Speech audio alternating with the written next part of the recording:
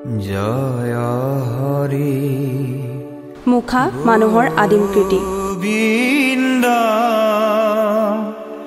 কাৰোবাৰ ৰূপ ধাৰণ বা কোনো অতিমানৱীয় সত্তাক প্ৰকাশ কৰিবলৈ মানুহৰ সাধাৰণ মুখমণ্ডল যিখিনিতেই অপাৰক সেইখিনিতেই মুখাই এটি প্ৰতীক হৈ ভাৱৰ প্ৰকাশ কৰে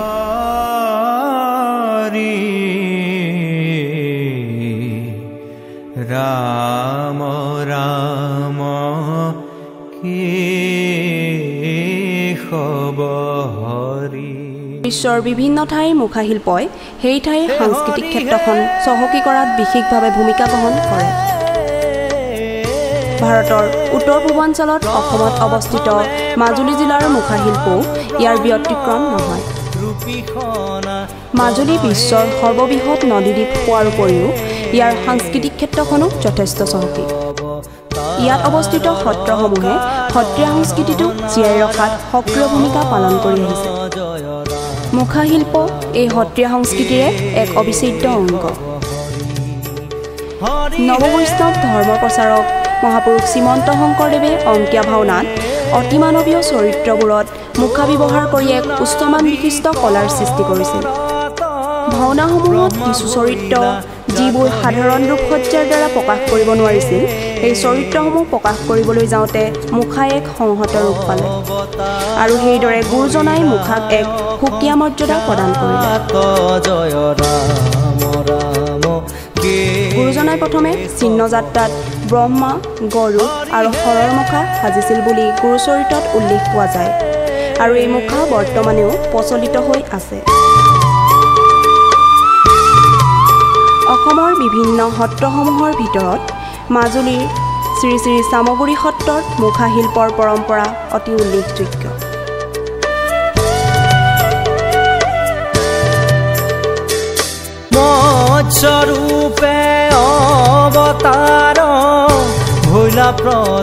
প্ৰথম অৱস্থাত মাজুলীৰ প্ৰায়বোৰ সত্ৰই এই শিল্প চৰ্চা আৰম্ভ কৰিছিল যদিও বৰ্তমানে চামগুৰি সত্ৰতহে এই শিল্প বৰ্তি আছে গুৰুজনাৰ পাছতে তেওঁৰ নাতি চক্ৰপাণি আতাই স্বৰ্গদেউ চক্ৰধ্বজ সিংহৰ ৰাজ অনুগ্ৰহ লাভ কৰি চামগুৰি সত্ৰত মুখাশিল্পৰ প্ৰতিষ্ঠা কৰিছিল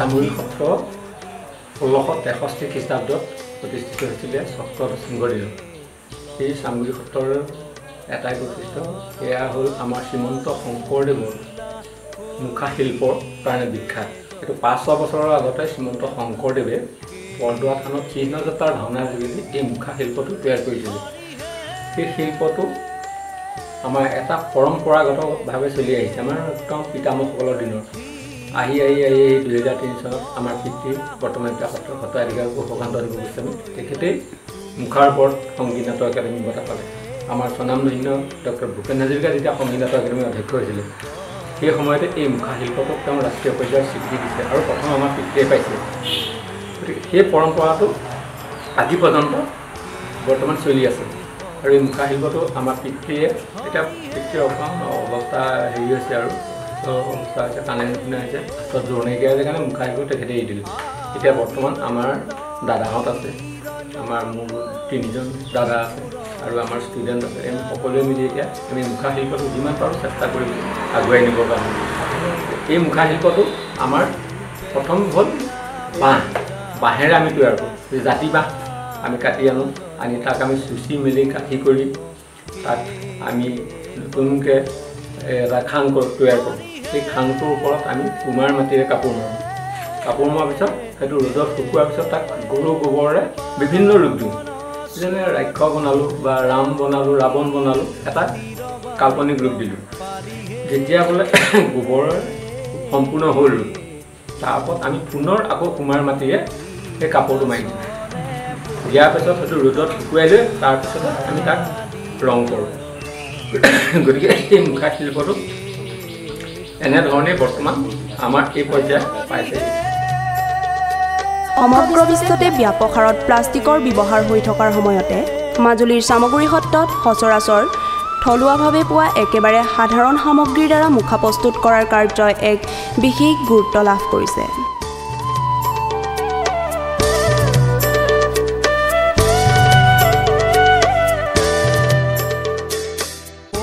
বৈশিষ্ট্য বিশেষে এই মুখাসমূহক তিনিটা ভাগত ভাগ কৰিছে। সেইসমূহ ক্ৰমে বৰমুখা বা চুমুখা, লুটুকাই বা লুটুকৰি মুখা আৰু মুখমুখা। আমাৰ মুখা তিনি প্ৰকাৰৰ কথা মই আগত কৈছোঁ, গতিকে এয়া হ'ল বৰমুখা। এয়া নৰসিংহ অৱতাৰ। এই নৰসিংহৰ মতে আমি ধৰক ৰাৱণৰ বনাওঁ, কুম্ভকৰ্ণৰ বনাওঁ, নৰকাসুৰ বনাওঁ বা বান ৰজা বনাওঁ, অসমৰ ৰজা বা এয়া দুইভাগে নৰসিংহ বৰমুখা বুলি কয়। তাৰপৰা এই ভাগ হ'ল লুটুকাই মুখা।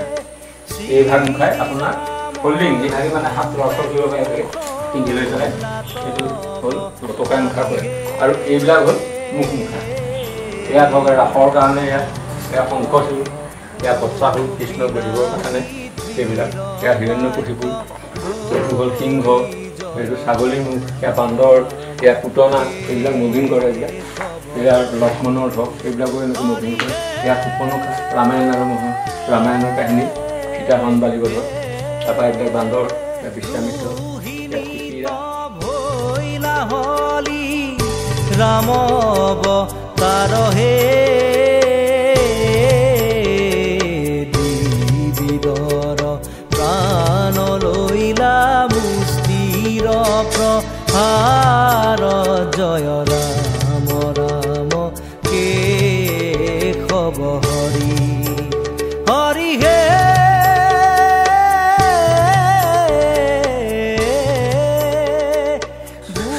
এয়া হ'ল আপোনাৰ বৰমুখা। এয়া ভগৱানৰ বিষ্ণুৰূপ নৰসিংহ অৱতাৰ। এওঁই মানে আপোনাৰ হিৰণ্যকশিপুক বধ কৰিছিলে।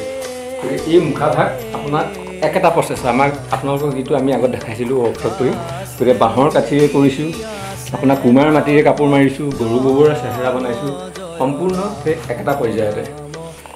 ইয়াত সম্পূৰ্ণ বাঁহ আৰু কুমাৰ মাটিৰে এইটো কৰা হৈছে। ইয়াৰ ভিতৰত ধৰক এতিয়া এজন আপোনাৰ পুৰুষে এতিয়া পিন্ধি আছে, এতিয়া তেওঁ সম্পূৰ্ণ আৱৰণটো ঢাক খাই আছে, গতিকে তেওঁক ধৰিব নোৱাৰে। গতিকে এয়া হ'ল আপোনাৰ বৰমুখা। তেওঁ এইফালে এতিয়া দেখি থাকিব, এইটো ফিক্স আৰু এইটো হাত লৰচৰ কৰিব নোৱাৰে, ফল্ডিং হয় বস্তুটো। এয়া কয় বৰমুখা।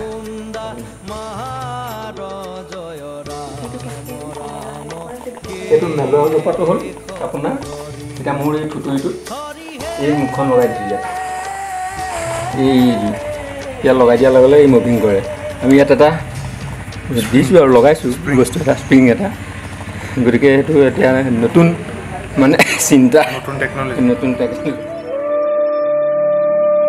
এই মুখাসমূহত নৱৰসৰো প্ৰায়বোৰ ৰস সমাহাৰ ঘটে। যেনে ৰাৱণ আৰু জটায়ুৰ মাজত যুদ্ধৰ পাছত জটায়ু বধৰ কৰুণ ৰস, বালিয়ে দুন্দুভিৰ মূৰ ছিঙি দি বধ কৰাৰ অদ্ভুত ৰস, আৰু সামৰণিত মুক্তিমংগল ভটিমা আৰু গীতৰ ভক্তি শান্তৰসৰ সৃষ্টি আদি দেখিবলৈ পোৱা যায়।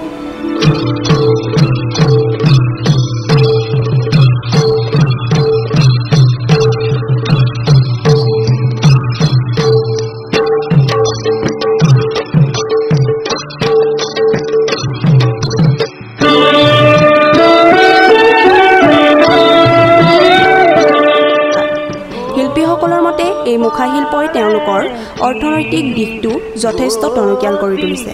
এই মুখাশিল্পক বাণিজ্যিকীকৰণ কৰাৰ ফলত নৱপ্ৰজন্মই এই শিল্পটো বৃত্তি হিচাপে লৈ স্বাৱলম্বী হৈ পৰা দেখা গৈছে।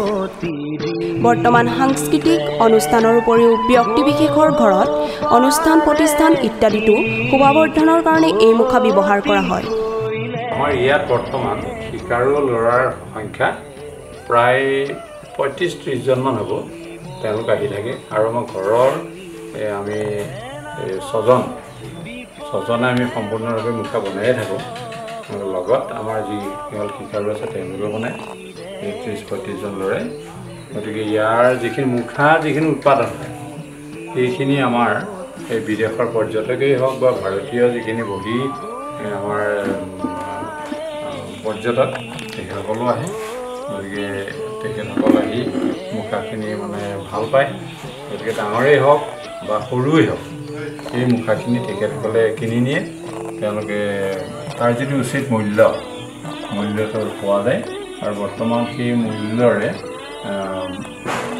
আমাৰ যিখিনি শিকি থকা ল'ৰা, সেই শিকি থকা ল'ৰাখিনিয়ে যথেষ্টখিনি উপাৰ্জন কৰিছে আৰু তেওঁলোকে বৰ্তমান পঢ়ি আছে পঢ়ি থকা ক্ষেত্ৰত তেওঁলোকৰ সেই যিটো আৰ্থিকভাৱে যিটো মুখাৰ ক্ষেত্ৰত তেওঁলোকে এটা মূল্য পাইছে সেই মূল্যটোৱে তেওঁলোকে যথেষ্ট সকাহ পাইছে আৰু আমাৰ পৰিয়ালৰ এতিয়া বৰ্তমান যিটো মুখাৰ যিটো বিক্ৰীৰ ধাৰা সেইটোৰ ওপৰত নিৰ্ভৰ কৰি আমাৰ অৱস্থাটো সচ্ছল হৈছে বুলি আমি ক'ব পাৰোঁ